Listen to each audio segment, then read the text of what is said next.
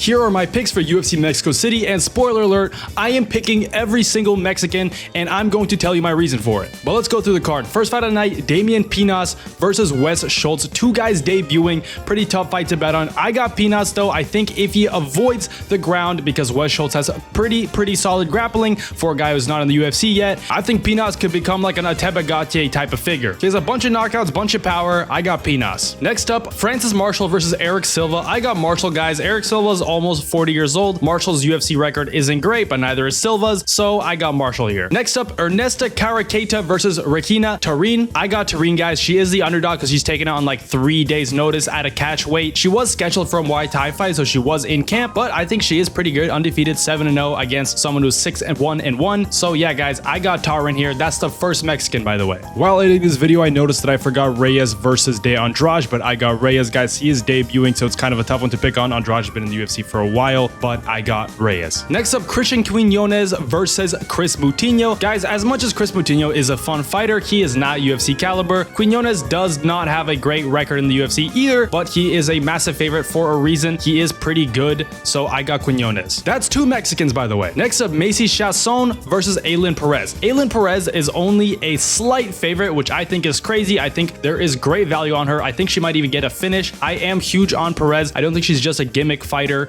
with a personality. I think she's actually really good. So yeah, I got Perez here, guys. Next up, Medina versus Gondra. I would avoid betting on this fight because Gondra is a huge favorite, even though he's debuting in the UFC. Medina's on like a 4-fight losing streak. So if he loses this, he's 1000% getting cut. So he is fighting for his career, but he's not a great fighter. So unless he catches him, unless he goes crazy, which I think he should, I got Gondra, guys. Next up, Angel Pacheco versus Santiago Luna. Guys, I got Santiago Luna. He is a big favorite. That's 3 Mexicans, just saying, but he's a favorite rightfully so. He's undefeated 7-0. He's pretty good. Debuted last year. I got Luna, guys. Next up, Imanol Rodriguez versus Kevin Borjas. Kevin Borjas isn't terrible. Imanol 6-0, pretty unproven, obviously, debuting in the UFC, but I think it's a very winnable debut for him. I got Rodriguez. That's 4 Mexicans. Next up, Edgar Chairez versus Felipe Bunez. I got Chairez here, guys. Chairez is a pretty underrated fighter, in my opinion. He has a decision loss to Joshua Van and Tatsuro Taira. In both fights, he had his moments. I think he is pretty solid. I got Chairez. That's 5 Mexicans. Next up, Daniel Zellhuber versus King Green. Guys, this is one of those fights. Daniel Zellhuber obviously lost to a gatekeeper in his last fight in Michael Johnson. This is kind of shades of that. Zellhuber's a big favorite. He's like 3-3 in the UFC, so this is pretty do or die for him. King Green is obviously over the hill. He is coming off a win, but that's to a guy who's debuting on short notice, so I got Zellhuber. That's 6 Mexicans. Then in the co-main event, Chito Vera versus David Martinez. This is a very interesting fight. It's going to be a fun one. David Martinez only has 2 fights in the UFC, and one of those is against Rob Font, which he took on short notice, so that's why he's ranked after only 2 fights, which is pretty crazy. He capitalized on that opportunity and beat Rob Font very decisively, almost finished him in the 3rd round, so he showed he deserves to be on the rankings, even on short notice. And then Chito Vera is obviously on a big losing streak. He has been at the top for many years, but in all of his fights, he just doesn't do enough. It's kind of a cliche at this point. Everyone knows Chito just kind of stands there, throws some punches, wins a round or 2, and then cries about losing a decision. So he's in a lot of robberies, a lot of close fights. He was in a close fight in his last fight, and the fight before that, I honestly thought that in his last fight, he did win against Ayman Zahabi, but that's neither here nor there. So even though it is a little risky because the odds on David Martinez are pretty bad considering he's a moderate favorite, I got David Martinez, guys. I believe in him. He's very young, and he showed he belongs in the top 10. That's 7 Mexicans. Then in the main event, Brandon Moreno versus Lonnie Kavanagh. Guys,